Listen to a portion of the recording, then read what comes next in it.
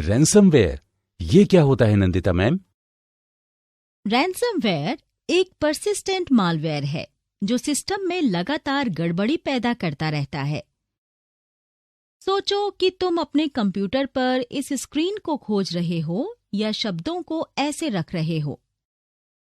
जब रैंसमवेयर तुम्हारे सिस्टम में पहुंच जाएगा, तुम कुछ भी कर लो, स्क्रीन नहीं बदलेगी।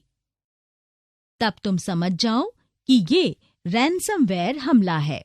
जब आपको ये महसूस हो कि आपने चेतावनी को लगातार अनदेखा किया था और सिस्टम का बैकअप नहीं लिया था, तो बहुत बुरा लगता है। ऐसे मामलों में आपके पास सिर्फ एक विकल्प बचता है, अपराधी की मांगों को स्वीकार करना। आमतौर पर रैंसमवेयर किसी सिस्टम में एक मैलिशियस ईमेल अटैचमेंट, एक इन्फेक्टेड सॉफ्टवेयर डाउनलोड और मैलिशियस वेबसाइट या लिंक के जरिए इंस्टॉल किया जाता है। जब सिस्टम रैंसमवेयर से इन्फेक्ट हो जाता है तो वो बंद हो जाता है। उपयोगकर्ताओं की फाइल्स एन्क्रिप्ट हो जाती हैं या कंप्यूटर की मुख्य विशेषताओं तक उपयोगकर्ता की पहुंच को प्रतिबंधित कर दिया जाता है। रैंसमवेयर पॉपअप भेजना शुरू कर देगा जिसमें कंप्यूटर की सेवाएं उपयोगकर्ता के लिए फिर बहाल करने के एवज में फिरौती की मांग की जाएगी। इसके अलावा रैंसमवेयर आधारित कुछ एप्लीकेशंस ये दिखावा करती हैं कि पुलिस या सरकारी एजेंसी है और दावा करते हैं कि उपयोगकर्ता का सिस्टम सुरक्षा कारणों से बंद कर दिया गया है और इसे फिर शुरू करने के लिए जुर्माना या फीस भरनी पड़ेगी। एक प्रकार के रैंसमवेयर वानाक्राई के हमलों ने साइबर सुरक्षा में कमियों को उजागर किया। ये अभी हाल ही की घटनाएं हैं। इसने भारत के सबसे बड़े container port Jawaharlal Nehru port trust या आसान शब्दों में JNPT पर हमला कर दिया था। 3 में से 1 टर्मिनल का कामकाज प्रभावित हुआ था।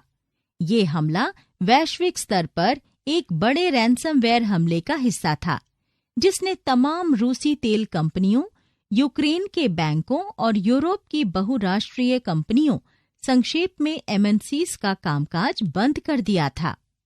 हालात को सामान्य करने में काफी वक्त और मेहनत लगी। इससे पता चल गया कि इतने बड़े स्तर पर रैंसमवेयर हमले के लिए कृत संकल्पित हमलावरों को काफी सामंजस्य बनाना पड़ा होगा। वैश्विक स्तर के संस्थानों या महत्वपूर्ण सूचना संरचना को नुकसान पहुंचाने के लिए सुरक्षा को लेकर उठाए गए तमाम सर्वोत्तम उपायों के बावजूद रैंसमवेयर से बचने के लिए क्या करना चाहिए नंदिता मैम? जैसा कि हमने पहले चर्चा की, जरूरी है कि हम संदिग्ध फिशिंग ईमेल्स पर क्लिक न करें।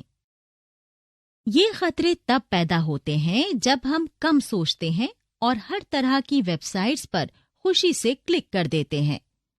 इन्हीं साइट से खतरे हमारे सिस्टम में पहुंचते हैं। रैंसमवेयर हमले मुख्यतः इसी तरीके व माध्यमों से किए जाते हैं। अपने कंप्यूटर का बैकअप लेना सिर्फ बुद्धिमानी नहीं है, वरन ऐसा करने के लिए सख्त सुझाव दिया जाता है। अगर तुम इस हमले का शिकार हो जाते हो तो तुम्हें सिर्फ ये करना है कि जो ड्राइव इन्फेक्ट हुई है उसे मिटा दो या हटा दो या फॉर्मेट कर दो और अपने बैकअप से फाइल्स को फिर से लोड कर लो। तो हमें सिस्टम का बैकअप भी जरूर रखना चाहिए। हाँ, पर तुम्हें अंदरूनी खतरों और हमलों से भी सावधान रहना चाहिए।